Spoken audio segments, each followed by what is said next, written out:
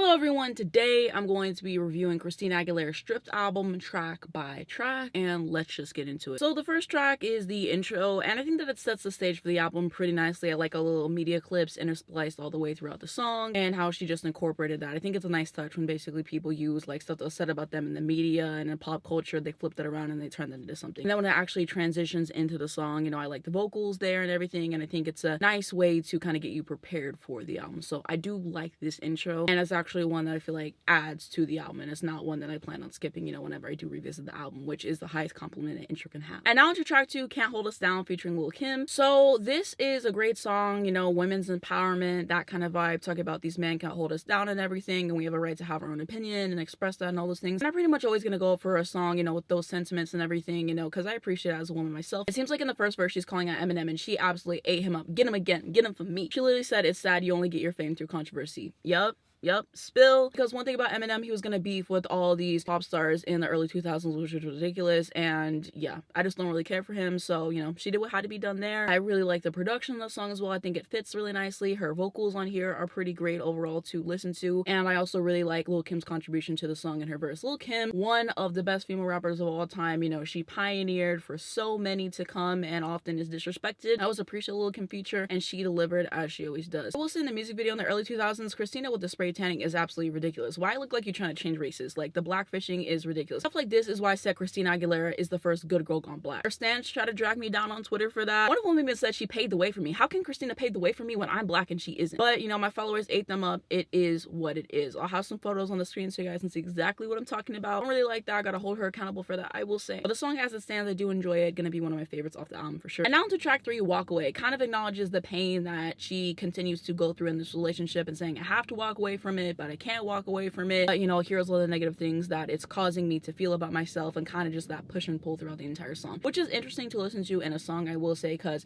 it's very self-aware on both fronts. So I do like it in that respect. And, you know, the vocals on here I appreciate, and I really love this jazzy feel that she stepped into, you know, in terms of the production, in terms of her vocal stylings and stuff like that. And I wish that she kind of stepped in this more often with her music. I'm still listening to her discography, so I'm sure that there's more instances of this, but yeah, this definitely is a standout on the album for me. Gonna be one of my favorite songs for sure. Just really a delightful listen, super cool all around. And now into track 4, Fighter. So I really like the transition of the song, pretty seamless, so gotta give it its respect there. Really cool in terms of that. And so this is one that I've always known and loved for sure, and I mean, I can appreciate the sentiment of it, basically saying all these people or whatever tried to, you know, hate on me, tried to put me down, but I didn't let that put me down because I'm a fighter. I'm gonna get through it. I'm gonna come out on top. And I can always appreciate that kind of underdog narrative, stuff like that, and, you know, overcoming the odds and stuff. So what she was able to do with the song, I appreciate it just from that standpoint. But I really like the vocals and how powerful that they are, and just the energy that she has on that. I like the production as well. I think that it suits it. So overall, the song is top notch. I also really like the bridge on here as well. On to track 5, Primer Amor Interlude. And so yeah, this one always goes by really quickly. Every single time I listen to this album, it goes by so quick into the next song, the transition, so I don't really have much to say into it, but I feel like that's a compliment, you know, in itself. So I don't mind it on the album. It's there and it does what it needs to do. Now to track 6, Infatuation. This one is cute, her tapping into her Latina side. I do enjoy it for what it is. Now to track 7, Love's Embrace Interlude. So I do enjoy this one. Whenever I was re-listening to it, it was kind of giving me Mariah Carey vibes. I know that Mariah definitely influenced her, as she said multiple times herself, and it kind of reminded me of her song Sunflowers for Alfred Roy off the Charm Bracelet album, and also kind of reminded me of 4th of July off of the Butterfly album. So I can appreciate it overall. And now to track 8, Loving Me For Me. This song feels like a palette cleanser to me. I think what really works for it for me is that I just like how light the vocals are and just the approach in terms of that. I think the production is very complimentary towards it as well. I can appreciate the sentiment of the song, talking about this person loves me for me, and, you know, how much that can be appreciated in a relationship, and how necessary that is, you know, not trying to change somebody and just accepting them for as they are. I really like the placement in the track listing as well. Now to track 9, Impossible. So I know that Alicia Keys wrote this specifically for her, because basically she wrote If I Ain't Got You, and she was gonna give it to her, and then they convinced her to keep it, so she still wanted to write something for Christina, so then she ended up giving her this song. And this one actually does remind me of Ain't No Way by Aretha Franklin, which is a great song, and I appreciate it. I think that it was good for the album. I like Alicia Keys as a songwriter. Christina has good vocals on the song. Now to track 10, Underappreciated. Gonna be another favorite for me. I have to say it. Oh, this song is a banger. They did what had to be done in the studio. Yup. This gotta be top 5 on the album. I'm sorry. I know that there's some heavy hitters on the album, but whenever I listen to this song, it just reminds me of its greatness once again. Yeah. Can't have high enough praise for this song, and more importantly, its placement in the track listing. Yep.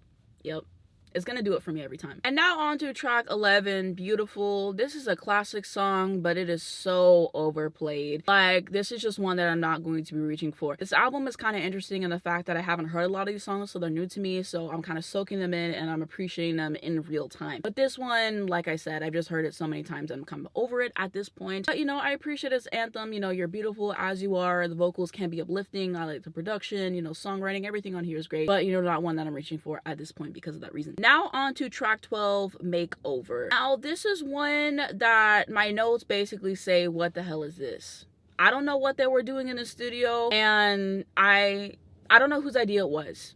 I don't know why they listened back to the song and they said, yep, this is one that was it for the album. But whoever decision that was, you were wrong. You were wrong. This song is a slog to get through. Quite simply, I did not enjoy a single second of this song, and I don't say that lightly. Now onto track 13, Cruise. I have written down my notes, hell no. And now onto track 14, Soar. No, absolutely not. This 3-track stretch on the album is one of the worst that I've ever heard. They had hit after hit after hit on this album, and then you give me this? I don't get it. I don't get it, and most importantly, I don't respect it, and these won't be re-listened by me again. And you know, it is a real low on the album, and so I don't know what they were thinking. I really don't. And now onto track 15, Get Mine, Get Yours. Good music is finally back. After that stretch we talked about, was a little concerned. They came in the studio and they had to have redemption on their hands. And that's what they did. That's what they did. I think this is a cool song. She really shines here. I love the vocal delivery. I feel like it's unique. And I also really like the production and how that suits her as well. I can also appreciate the concept of the song. Get Mine, Get Yours, Mutual Pleasure, all that stuff. Yeah, definitely 8. And by the time I finally finish her discography, I'm sure that this is going to be one of my favorite songs. That's how much praise I have for it. If I had to recommend a deep cut on the album, this is going to be the one that I recommend. Now to track 16, Dirty featuring Redman. I can honestly say this is better than I remembered, because before I re-listened to this album and, you know, finished it up, I dragged the song a lot. And, you know, do I still have some drags for the song? Absolutely. It's not a horrible song, you know, kind of just there on the album to me. I get what the point of the song was, you know, her good girl gone bad moment and everything, to show everyone not a teenager anymore. I'm a woman. I'm gonna own my sexuality. I can appreciate it on that standpoint. Execution leaves a little bit to be desired. I will be the first to admit that. But, you know, I've heard worse songs, I'll be honest. I like Redman's feature on the song. I still hate the music video. Now on to track 17, Strip Part 2.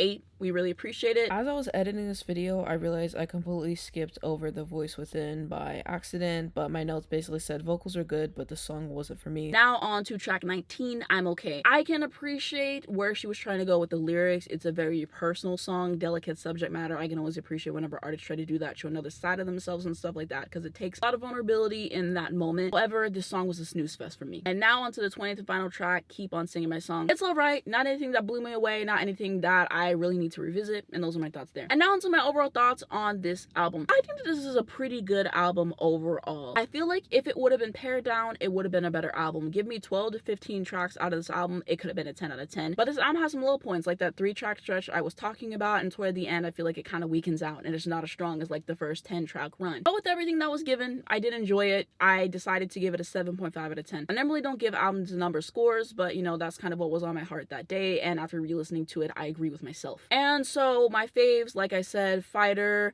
Walk Away. You also have Underappreciated, Get Mine, Get Yours, Can't Hold Us Down with Lil' Kim. I think that there's a lot to like on this album. I think it's a great sophomore album. I get the praise that people have been giving for this album. I do like the album cover for what it's worth. I can appreciate that with this album, Christina really took the reins on it in terms of a songwriting standpoint and in terms of a vocal standpoint and stuff like that. I feel like she really shines on this album and shows what she's capable of on all standpoints. So, you know, I have to give some respect there. And I would recommend this album if you haven't listened to it already. I think you'll at least walk away with a couple songs. I enjoyed my time with this album, and I figured that I might as well just give it a little track by track review, do something a little bit different, because last year I was like, oh, I want to do more album reviews on the channel, and then I didn't do it. And this is a constant theme on the channel and stuff, and reactions do come up and other stuff comes up, and those are easier to do. These take a little bit more effort beforehand and in the editing and everything like that. However, I wanted to make sure that I did more album reviews this year, and I figured that this was a good place to start. So hopefully, fingers crossed, we have a lot more of them coming this year, because there's a lot of albums that I really enjoyed that I've never really talked about in any format. There's some old videos I've done and I'm like, I want to redo that video and fix it, and that is really my goal, and I hope that I live up to that, because I don't like making making promises that I can't keep. So I wanted to put that out there and everything. But yes, those are my thoughts on Christina Aguilera Stripped Album. Let me know what you guys are thinking down below in the comments. What are your favorite songs? What are your memories of the album? What are some fun facts behind the album? Do you agree with my opinions? Do you disagree with me? Just keep the conversation going down below, because I really want to know what you guys think about this album, you know, expand my horizons on, you know, what I could think about it. And that is going to be it for the video. Thank you guys so much for watching. If you did enjoy it, give it a like down below. It helps me out a lot in the YouTube algorithm. I very much appreciate that. You can subscribe if you would like to see more videos like this. If you hit the bell, you will get a notification to your phone when I post, you know, when some brand new videos come out. First link down below in the description will be my second channel. Now, recently I've been uploading a lot of TikToks that I do onto there, and it's actually been doing pretty well for me, so thank you to everyone who has supported so far. It means a lot. But I don't upload to all of them just because I feel like that can be overwhelming, and because I want to keep some stuff, you know, exclusive for TikTok. And so you guys can follow me on TikTok if you want to see everything that I'm doing on there. It's going to be linked down below in the description. I also have a backup TikTok account that's more so for song appreciation that you guys can also follow as well. I'm also going to have my Twitter accounts and I'm on every single day if you guys want to check me out on there. Instagram, my Spotify if you like to follow me. I'll have a link to stream this album if you guys would like to listen to it. And lastly, links to educate you guys on important situations.